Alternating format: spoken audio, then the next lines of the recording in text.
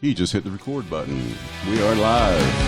Welcome, all you listeners to beautiful Salt Lake Valley. We've got Main Joe at the controls. Hello there. Starting up the podcast. Welcome, Main Joe. Thank you again for our first ever Saturday podcast. First ever on a Saturday. First ever on a Saturday, and why is that? Because Sundays work out better.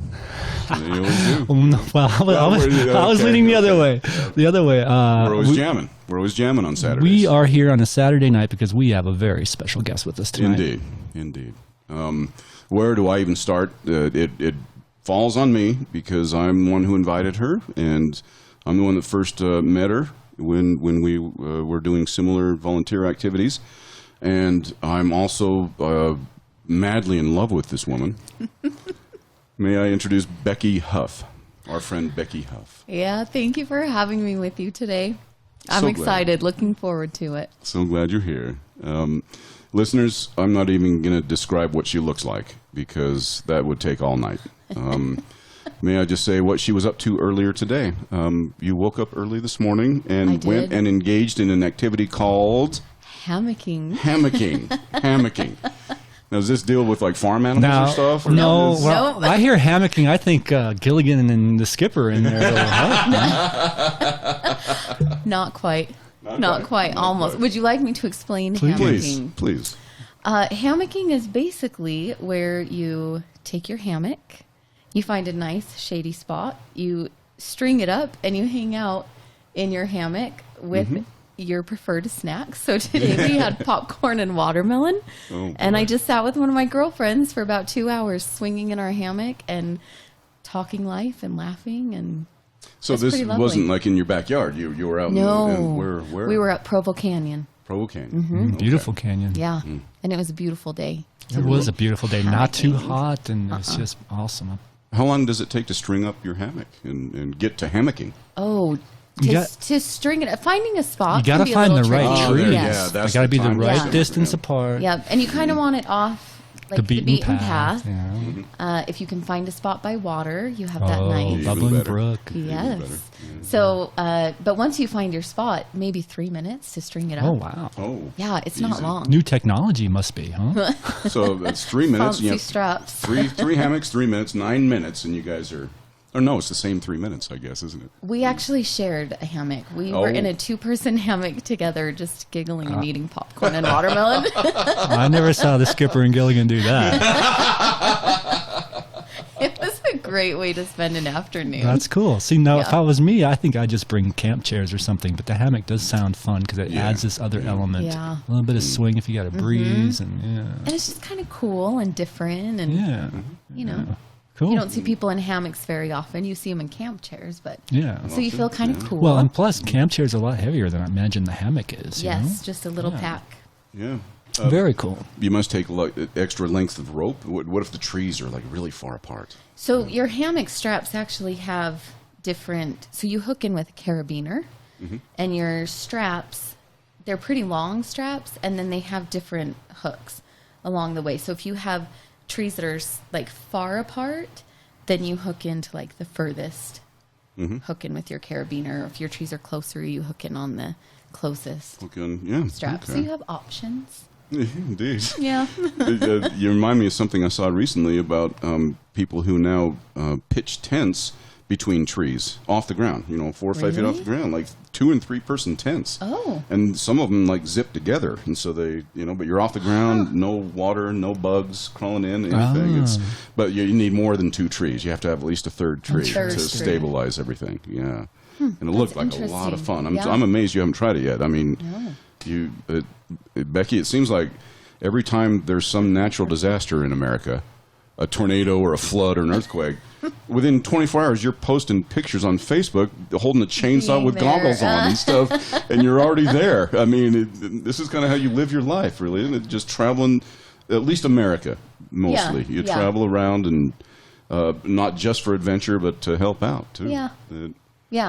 It's kind of become a passion. I started doing humanitarian work pretty early in life, but not disaster work. And I was in Haiti after the earthquake with a different organization, not doing disaster work. But this organization, All Hands and Hearts, were just around the corner from us, their base. And so that was my first introduction to their organization. And so then the following summer, I thought, I'm going to check them out. And I went to the Philippines with them after a tsunami. And I was hooked. You go one time with this organization and you're hooked. You're like a lifer. Yeah. Yeah. Could you say the name of the organization one more time? Yeah. It's allhandsandhearts.org. Wow. All Hands and Hearts. Yep. Cool. Never heard of them. Very nice. But they do good work. They do an amazing work. And the cool thing is sometimes organizations that I've gone with, they have, a certain window that they'll be there doing humanitarian work. Yeah. And there's these crazy fees and so just a lot of things. But All Hands and Hearts, you basically get yourself there and they provide room and board in exchange for your volunteer work. It's communal living. It is an experience in and of itself. But so everything is covered once you get yourself there. And they take people of any experience level. It doesn't matter if you've never done work, if you've never held a hammer.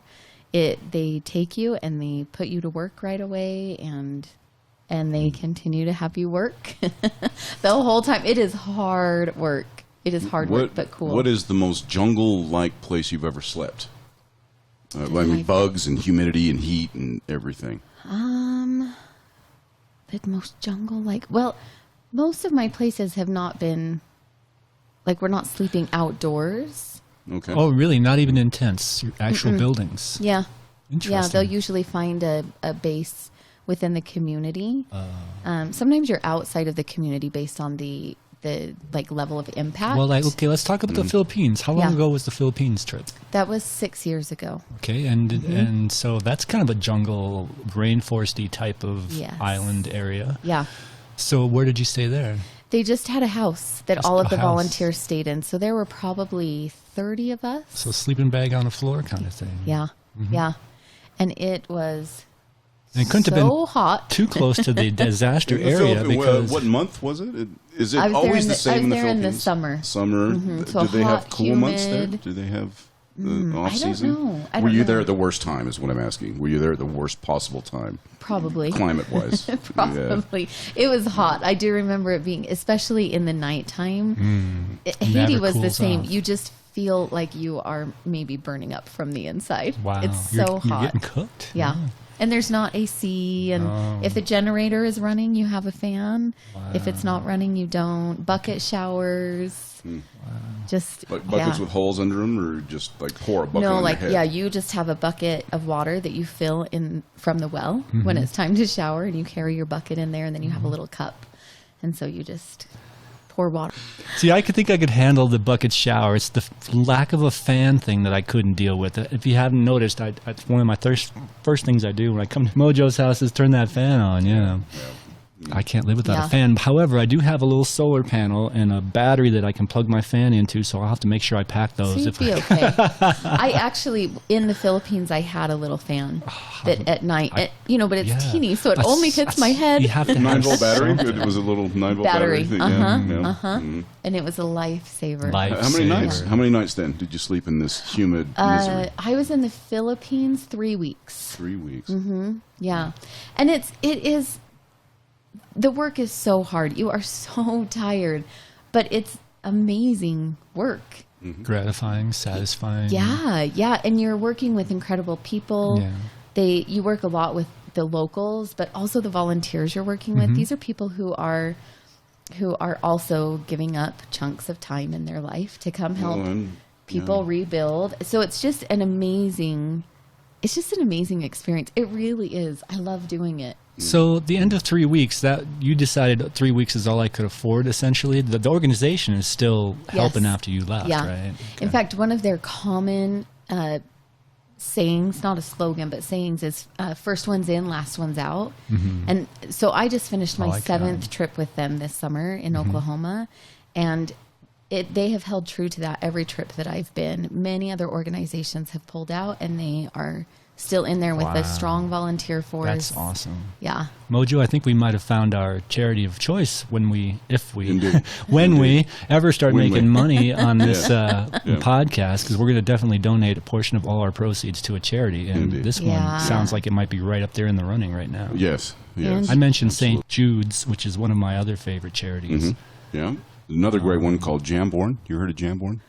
It's a great Are you not-for-profit. Is it a not-for-profit? Is it a 501c or whatever they call it? 501c3, I think. Yeah, I applied. But did you really? Yeah, I did. Okay. Yeah, we'll see. Well, They do amazing things with their donations.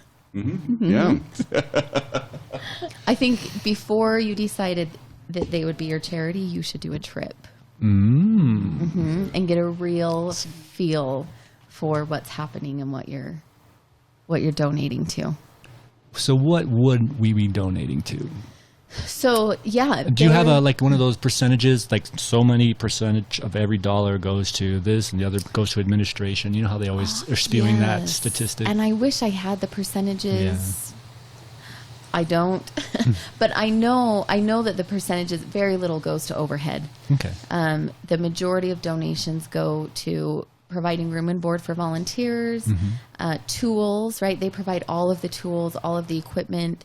So they kind of have three. So they'll do an immediate response, and then they will also sometimes shift into a rebuild if the impact is great enough. So North Carolina, for example, Hurricane Florence, devastating. Wow. So I've done 2 different times in North Carolina. One was the response side of things. So we're mucking and gutting homes, cleaning them out, taking them down to clean studs, sanitizing. And then because the need was so great, they go into what's called a rebuild, and they actually go in and rebuild these homes for people. Wow. And homeowners pay nothing. So are you working with the homeowner? Are they? Yeah. Yeah, I imagine so. I would be there for sure if it was my house. Yes. And I had volunteers coming. I'd be like, heck yeah, let's do it. And the homeowners are amazing, because even sometimes you'll be working with a family that maybe it's an elderly couple. They have no home insurance. They're not getting FEMA.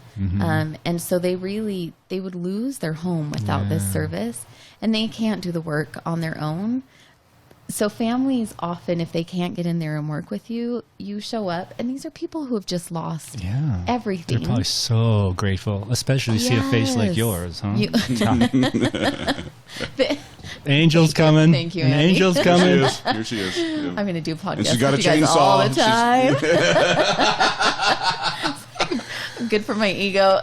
So you've the pictures I've seen you post on social media. You've had sledgehammer in your hands, knocking down drywall. Yeah, we take down. You've always got eye drywall. protection on. Every time you've got the clear eye chainsaw. Have you done the chainsaw? I haven't done. No, it kind of scares me a little. Does it? It scares me too. Okay, good. Any of Not the a power chainsaw tools scare me a little bit. Yeah. I'm much better at the tearing things down than using the power tools to put things back together. Do we want to mention your Instagram? Is this where you're seeing the pictures at? Yes. Instagram or yes. Facebook or both? We must. Becky has other things to share later on in the podcast, so there is no problem with sharing everything about her Instagram and her efforts other than humanitarian work. She also... Well, I consider that humanitarian work, too. The other thing we'll talk about in the next segment after we take a small break. But, she's an open book. And anything. So where would I find you on Instagram?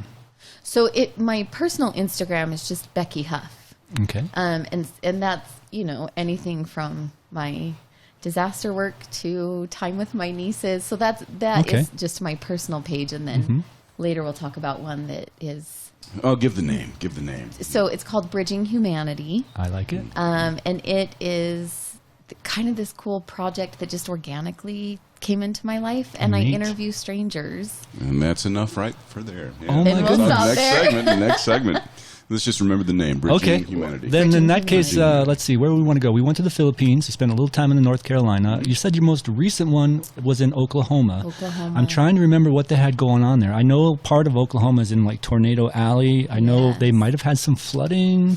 Is it the flooding that got them this year? Yeah. The media didn't really talk much about the flooding at all. I've got a couple customers in Oklahoma that just got hammered by those floods. It was hundreds amazing. of homes. And my first home that I went to, so the first home I went to, the homeowner was Jerry, and he had about 4 to 5 feet of standing water in his home. But he was a little bit up on a hill in his neighborhood, so some of his neighbors down the road, 10 feet of water to their ceiling, standing water. Yeah, so everything gets ruined. Yeah. And Jerry was telling me they evacuated. They had enough notice to, pack a suitcase and evacuate. And then from a hill, they watched through binoculars. They watched the floodwaters come in and fill up their homes. Yeah, man, pretty intense. And Jerry, we would show up at his house every morning, and he would have a cooler full of ice cold drinks for us. He would pick up donuts. He would pick up these amazing little sausage bundles. They were so good.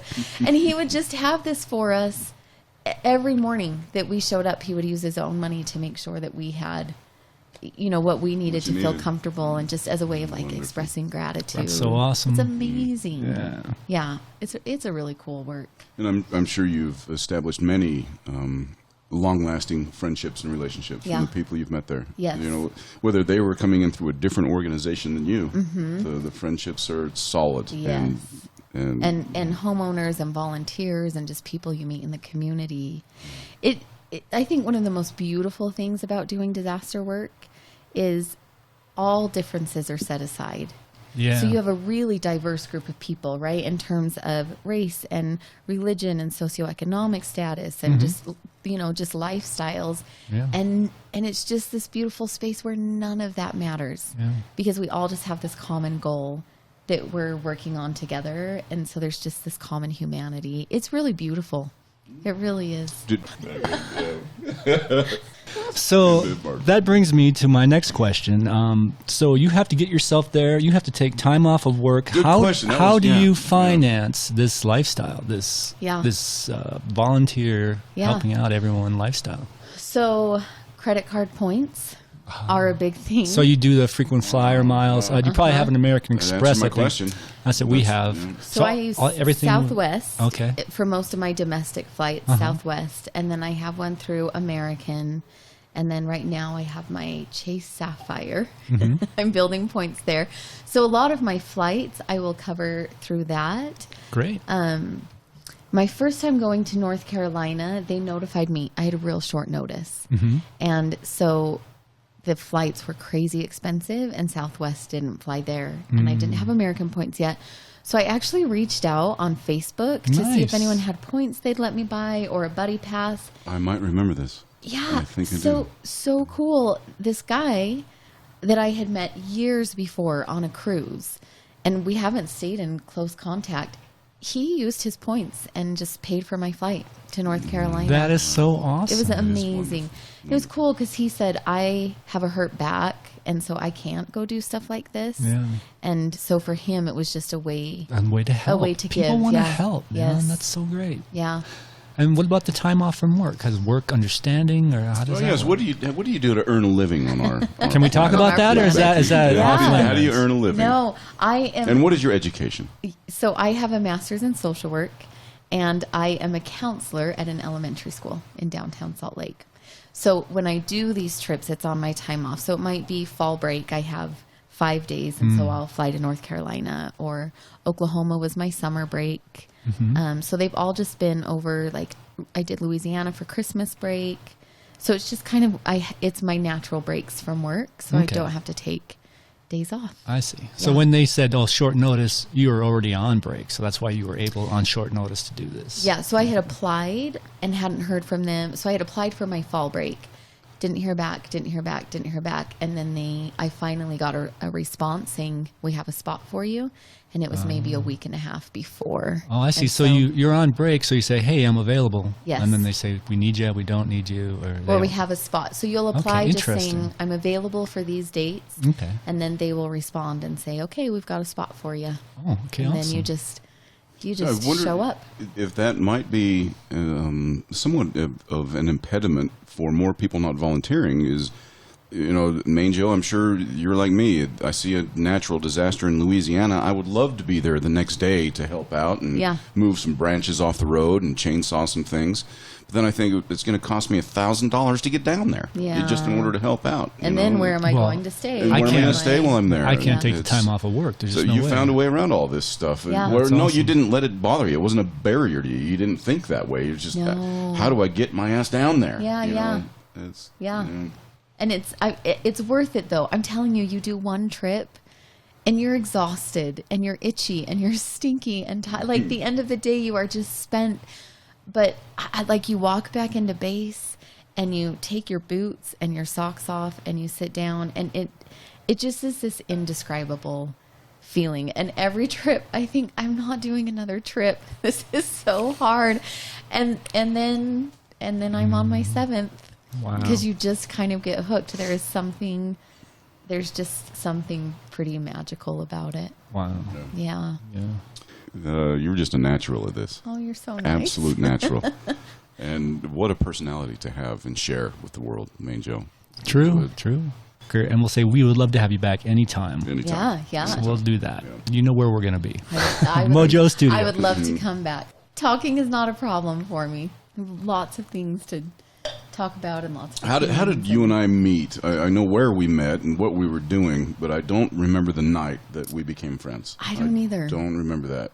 It must have been in the cafeteria. I think it was over corn dogs and fries. Must have been. I'm pretty sure. Yeah. I was probably right behind you, and I saw we were getting the same thing. And we started chatting. Yeah. And so primary children's. Mm-hmm. And or did we meet at the front desk? I don't know. All I remember was that I had admired you a number of times prior to us speaking. Chatting. But the first time that we spoke, you approached me. And that made my month. That was, oh my goodness gracious. Okay, cool. I've made a great new friend. That. Yep. It was wonderful. And then we had many.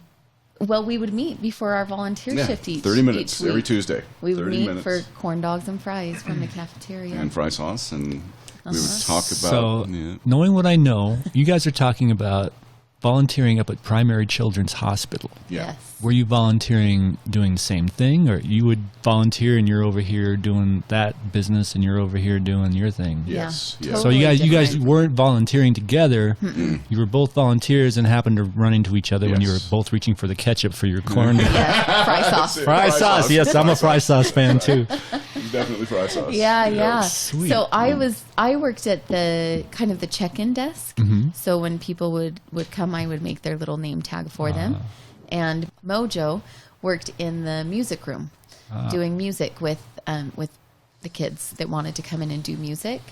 And so totally separate areas. Did you ever pop in on Mojo? Did you ever pop in on Mojo and see what he was doing in his volunteer room? I went in one time. I was lucky enough that there were no children in there at the time, so you played a song for me. Yes. We took a tour of the music room. Yeah. It was great, yeah. And that was really when I decided I needed to stay in my life. Oh, how cool is that? Mojo. Say that one more time. That was when you knew. That was when I decided that Mojo really needed to stay in my life, when he sang a song, played his guitar, showed me around the music room, was so passionate about music and what it could do for these children that were kind of in these yuck situations. Yeah. And it was cool. That's so cool. It was cool, yeah. So now I have a question for Mojo. Why did you quit? Why did you slow down, or have you not quit? What's going on up there now? No, I stopped going in there every Tuesday because for the couple of years I did it, my office was 2 minutes away. It was so convenient. I see. And then after I left that job, I still went up a little bit, but it just became more and more driving. It's burdensome. I hate to make it all about me, but that's when I decided to develop the website to be able to stream the music into the kids' hospital rooms. There you go. And we'll see how that goes. Yeah, because they all have devices now. So if you all of them do, all of them. That'd be pretty neat, and everyone likes to hear their name on a podcast. Exactly. This one's for you, Teresa. This one's for you, Patrick. Absolutely. You get to go home tomorrow, buddy. This one's for you. You know. So cool. I didn't know you were doing that. Yeah, I'll show you the website. Yeah. After a bit. Yeah, I would love to see it. Thank you. I would love to. Hope you'll appear. What instruments do you play, dear Becky? Dear Mojo, I play none. Well, now I wish that I played some. I think I remember you singing when you came to jam with us. I remember that. I can carry a tune. Yeah, There we well, go. that's There we something. go. That's huge. Yeah. Not everyone can. That is huge. Thank Yeah. you. And if we put a guys are triangle in great. your hand with a chopstick, you could maybe do a ting. I could do ting, that. ting. Okay, Yeah. yeah, that's all you need. Just a real simple. Actually, the drums. keep I it love simple. playing on Yeah. the drums. Yeah. Beautiful. Exactly. We have numerous percussion kits around Yeah, here. There's yeah. a conga and a slap top. So I mean, I could probably kick up a cool Awesome. beat on the drums. Awesome. I hope you'll join us on a live stream into some kid's hospital room. Sold. Cool. Yep. Very nice. Where are we at time wise? 26 minutes. Oh, that's beautiful. Not too bad. That's beautiful. Pretty decent little intro. We Yeah. can take a chill session and come right back. Becky, do you feel comfortable giving us an outro as the music plays? Thank you for joining the Two Joes podcast. See you again real soon.